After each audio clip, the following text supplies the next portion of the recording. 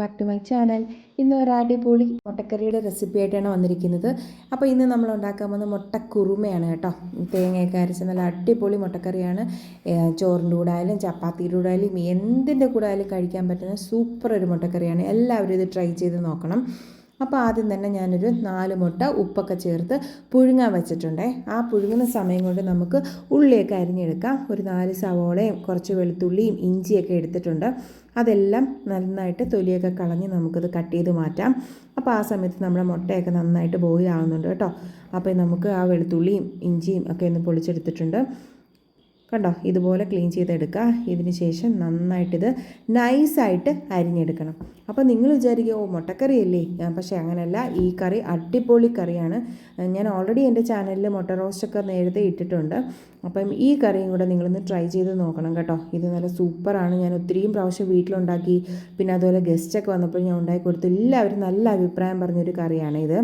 അപ്പോൾ ഇത് നമുക്ക് പല രീതിയിലുണ്ടാക്കാം. ഉള്ളിയൊക്കെ വഴറ്റി അത് മിക്സിയിലൊക്കെ അരച്ച് പല രീതിയിലുണ്ടാക്കാം. അപ്പോൾ ഞാൻ ഉണ്ടാക്കിയതിൽ ഏറ്റവും ബെറ്റർ ആയിട്ടുള്ളൊരു റെസിപ്പിയാണ് ഞാനിവിടെ ഷെയർ ചെയ്യുന്നത്. അപ്പോൾ നമ്മുടെ മുട്ടയൊക്കെ നന്നായിട്ട് തിളച്ചിട്ടുണ്ട്. ഇനി അത് മാറ്റി വയ്ക്കാം. ഇനി നമുക്കൊരു ചട്ടി അടുപ്പത്ത് വെച്ച് കൊടുക്കാം. ഇതെൻ്റെ പുതിയ ചട്ടി കേട്ടോ. അപ്പോൾ ഇത് ഞാൻ കഞ്ഞിവെള്ളമൊക്കെ ഒഴിച്ച് തിളപ്പിച്ച് ഒരു ദിവസം മൊത്തം എന്നിട്ട് വെയിലത്തൊക്കെ വെച്ച് എണ്ണയൊക്കെ തേച്ച് വെച്ച് സെറ്റാക്കിയ ചട്ടിയാണേ. അപ്പോൾ അതിനകത്തോട്ട് നമുക്ക് കുറച്ച് വെളിച്ചെണ്ണ ഒഴിക്കാം. വെളിച്ചെണ്ണ തന്നെ എടുക്കണം ഈ കറി ഉണ്ടാക്കുമ്പോൾ, എന്നാലേ കറക്റ്റ് ടേസ്റ്റ് നിങ്ങൾക്ക് കിട്ടത്തുള്ളൂ. പിന്നെ കുറച്ച് കറിവേപ്പട്ടയും ഏലക്കയും ഗ്രാമ്പും കൂടെ ചേർത്തിട്ടുണ്ട്. അതൊന്ന് പൊട്ടി വരുന്ന സമയത്ത് നമ്മൾ അരിഞ്ഞ് വെച്ച വെളുത്തുള്ളി, ഇഞ്ചി, അതുപോലെ സവോള എല്ലാം കൂടെ ചേർത്ത് നന്നായിട്ട് വഴറ്റിയെടുക്കണം. അപ്പോൾ ഇന്ന് എൻ്റെ ഈ ചട്ടിയുടെ ഒരു ഉദ്ഘാടനവും കൂടെ കേട്ടോ. ഇന്ന് ഫസ്റ്റ് കറി മുട്ടക്കറിയാണ് വയ്ക്കുന്നത്. ഇനി ഇത് നന്നായിട്ട് വഴറ്റണം. കുറച്ച് ഉപ്പും കൂടെ ചേർത്തങ്ങ് നന്നായിട്ട് വഴറ്റി വരണം. ഓവർ കളർ ചേഞ്ച് വരേണ്ട, നന്നായിട്ട് വഴണ്ട് വന്നാൽ മതി. ഇനി ഈ സമയത്ത് നമുക്ക് കുറച്ച് അരപ്പ് തയ്യാറാക്കിയെടുക്കാം. അരപ്പ് തയ്യാറാക്കാനായിട്ട് ഒരു മിക്സിയുടെ ചെറിയ ജാറിനകത്തോട്ട് ഞാൻ ഒരു പിടി അണ്ടിപ്പരിപ്പ് കുതിർക്കാൻ വെച്ചിട്ടുണ്ടായിരുന്നേ. കുതിർക്കുമ്പോഴത്തേക്ക് പെട്ടെന്ന് അരഞ്ഞ് കിട്ടും. അപ്പോൾ അത് ചേർത്ത് കൊടുക്കാം. ഒരു അര ടീസ്പൂൺ പെരിഞ്ജീരകം ഇട്ട് കൊടുക്കുന്നുണ്ട്. പെരിഞ്ജീരകത്തിൻ്റെ ഫ്ലേവർ നന്നായിട്ട് ഈ കറിക്ക് മുന്നോട്ട് വരുമ്പോൾ ഭയങ്കര ടേസ്റ്റാണ്. പിന്നെ ആവശ്യത്തിന് തേങ്ങയും കൂടെ ചേർത്ത് കൊടുക്കാം. തേങ്ങയും കൂടെ ചേർത്ത് നല്ല ഫൈൻ പേസ്റ്റായിട്ടിത് അരച്ചെടുക്കണം. ഇനി നമുക്ക് ആ ഉള്ളി ഒന്നും കൂടെ നന്നായിട്ടൊന്ന് വഴറ്റി ഇനി അതിനകത്തോട്ട് നമുക്ക് 3 പച്ചമുളക് ചേർത്ത് കൊടുക്കാം. ഇത് അധികം എരിവില്ലാത്ത പച്ചമുളകാണ്. അപ്പോൾ നമ്മുടെ ഈ കറിക്ക് പച്ചമുളകിൻ്റെ എരിവാണ് മുന്നിലോട്ട് നിൽക്കുന്നത്. കാര്യം നമ്മൾ ഇതിനകത്തോട്ട് മുളക് പൊടി ചേർക്കുന്നില്ല. അപ്പോൾ 3 പച്ചമുളക് ചേർത്ത് കൊടുത്തിട്ടുണ്ട്. ഇനി നല്ല പഴുത്തൊരു തക്കാളിയും കൂടെ അരിഞ്ഞ് ചേർത്ത് കൊടുക്കാം.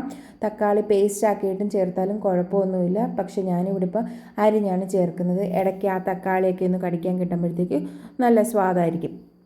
ഇനി ഇതെല്ലാം കൂടെ നന്നായിട്ടൊന്ന് വഴറ്റിയതിന് ശേഷം നമുക്ക് പൊടികൾ ചേർത്ത് കൊടുക്കാം. ഞാനൊരു 2.5 ടീസ്പൂണാണ് എടുക്കുന്നത്. ചെറിയ സ്പൂണിനകത്ത് മല്ലിപ്പൊടി ചേർത്തിട്ടുണ്ട്. ഒരു അര ടീസ്പൂൺ ഗരം മസാല ചേർത്തിട്ടുണ്ട്. പിന്നെ അര ടീസ്പൂൺ കുരുമുളക് പൊടി ചേർത്തിട്ടുണ്ട്. പിന്നെ വേണ്ടത് ഒരു 1/4 ടീസ്പൂൺ മഞ്ഞൾപ്പൊടിയാണ്. ഈ പൊടികളുടെ എല്ലാം കറക്റ്റ് അളവ് ഞാൻ ഡിസ്ക്രിപ്ഷനിൽ കൊടുക്കാം കേട്ടോ. അപ്പോൾ വീഡിയോ ലെങ്ത് ആക്കാതിരിക്കാനാണ് സ്പീഡിൽ ഇതങ്ങ് പറഞ്ഞു പോകുന്നത്. അപ്പോൾ നിങ്ങൾ ചെയ്യുമ്പം ഡിസ്ക്രിപ്ഷൻ നോക്കിയിട്ട് ചെയ്താൽ മതി കേട്ടോ. ഇനി ഈ പൊടികളുടെ പച്ചമണം മാറുന്നവരെ നന്നായിട്ട് വഴറ്റി കൊടുക്കണം. അതിനുശേഷം നമ്മൾ അരച്ച് മാറ്റി വെച്ചിരിക്കുന്ന നമ്മുടെ ആ തിക്ക് പേസ്റ്റ് ഉണ്ടല്ലോ, തേങ്ങയും അണ്ടിപ്പരിപ്പും ഒക്കെ അരച്ച് വെച്ചിരിക്കുന്നതും കൂടെ ചേർത്ത് കൊടുക്കണം. ഇതുപോലെ നല്ല ഫൈനായിട്ട് വേണം അരച്ചെടുക്കാൻ കേട്ടോ. അപ്പോൾ ഇനി ഇതും കൂടെ ചേർത്ത് അതിൻ്റെ പച്ചമണം മാറുന്നവരെ ജസ്റ്റ് ഒന്ന് വരട്ടിയതിന് ശേഷം നമുക്ക് ഇതിന് ആവശ്യത്തിന് വെള്ളം ചേർത്ത് കൊടുക്കാം. അപ്പം നമ്മുടെ ആവശ്യം അനുസരിച്ച് എത്ര കറി വേണം അതിനനുസരിച്ചിട്ട് വെള്ളം ചേർത്ത് കൊടുത്താൽ മതി. അപ്പോൾ ഞാനിവിടെ ഏകദേശം ഒരു 1.5 ഗ്ലാസ്സോളം വെള്ളം ചേർത്ത് കൊടുക്കുന്നുണ്ട് കേട്ടോ.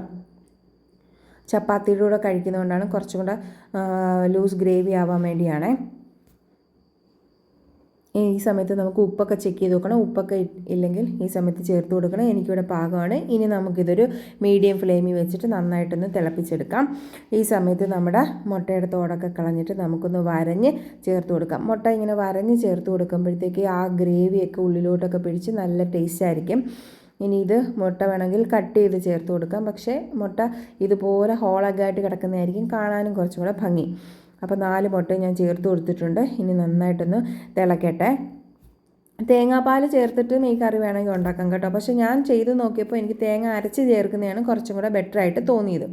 ഇനി നമുക്ക് നമ്മുടെ ഫൈനൽ സ്റ്റേജ് എത്തി. നമ്മുടെ കറിയെല്ലാം തിളച്ചിട്ടുണ്ട്. ഇനി നമുക്ക് ഫ്ലെയിം ഓഫ് ചെയ്തതിന് ശേഷം കുറച്ച് കുരുമുളക് പൊടിയും 1 ടേബിൾ സ്പൂൺ പച്ച വെളിച്ചെണ്ണയും അതുപോലെ ഇപ്പോൾ ഞാൻ ഫ്രഷായിട്ട് നമ്മുടെ മുറ്റത്ത് നിന്ന് പറിച്ചുകൊണ്ട് വന്ന കറിവേപ്പിലയും കൂടി ചേർത്ത് കൊടുക്കുന്നുണ്ട്. ഒരു രക്ഷയില്ല, ആ പച്ച വെളിച്ചെണ്ണയുടെയും കറിവേപ്പിലയുടെയും ഒക്കെ മണം നന്നായിട്ടുണ്ട്. നല്ല അടിപൊളി മുട്ടക്കറിയാണ്. നിങ്ങളിതെല്ലാം ഒന്ന് ട്രൈ ചെയ്ത് നോക്കണം കേട്ടോ. അപ്പോൾ ഇത് ഇടിയപ്പത്തിനൂടെ കഴിക്കാനാണ് കുറച്ചും കൂടെ ബെറ്റർ ടേസ്റ്റ്. അപ്പോൾ ഇന്നത്തെ വീഡിയോ ഇത്രയേ ഉള്ളൂ. ഈ വീഡിയോ നിങ്ങൾക്ക് ഇഷ്ടപ്പെട്ടാൽ ലൈക്ക് ചെയ്യണം, ഷെയർ ചെയ്യണം, കമൻറ്റ് ചെയ്യണം. സബ്സ്ക്രൈബ് ചെയ്യാത്തവർ സബ്സ്ക്രൈബ് ചെയ്യണം.